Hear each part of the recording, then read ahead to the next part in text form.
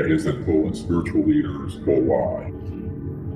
Be with me for a moment. What I would like to do now is just do an experiment taking you through these steps. And you can do this at home. If you're in a group of 3 or 4 people, get a box or a basket, and one person goes out of the room and puts any object in it. And the others have no idea.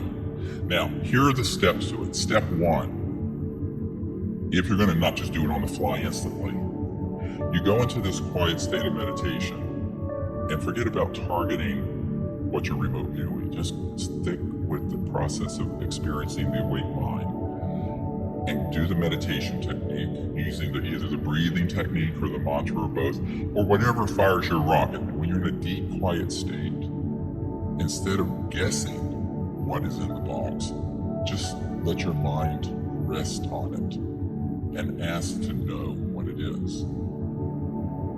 You might see it, you might get the word for it, you may get an aspect of it.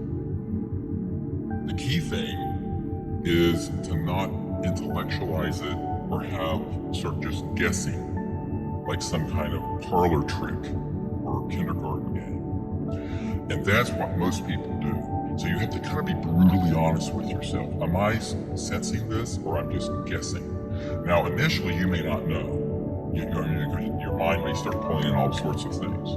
The other thing to understand is that what the mind does, here's the trick, and this is the real art and science of this. When you begin to sense something, you will begin to get something that is an accurate, objectively true remote view data point. And then the mind will start doing the monkey mind thing and leapfrog ahead of the process of just sensing and knowing what it is and filling in the blanks from your memory store.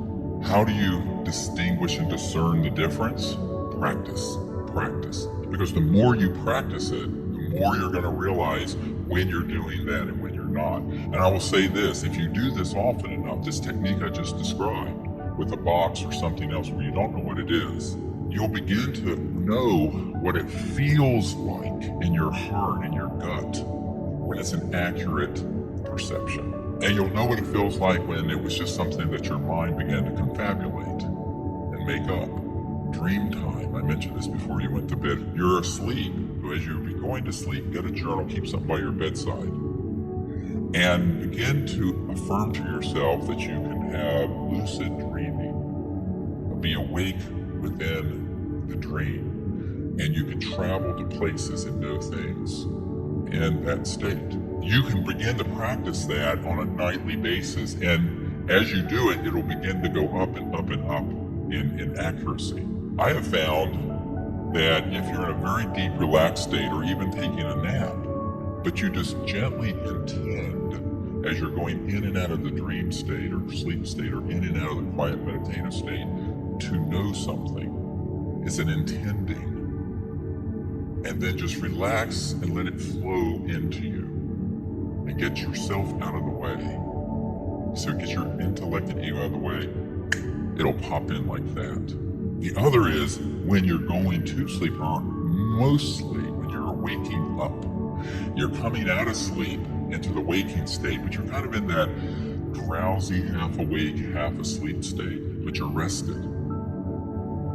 At that juncture, the junction between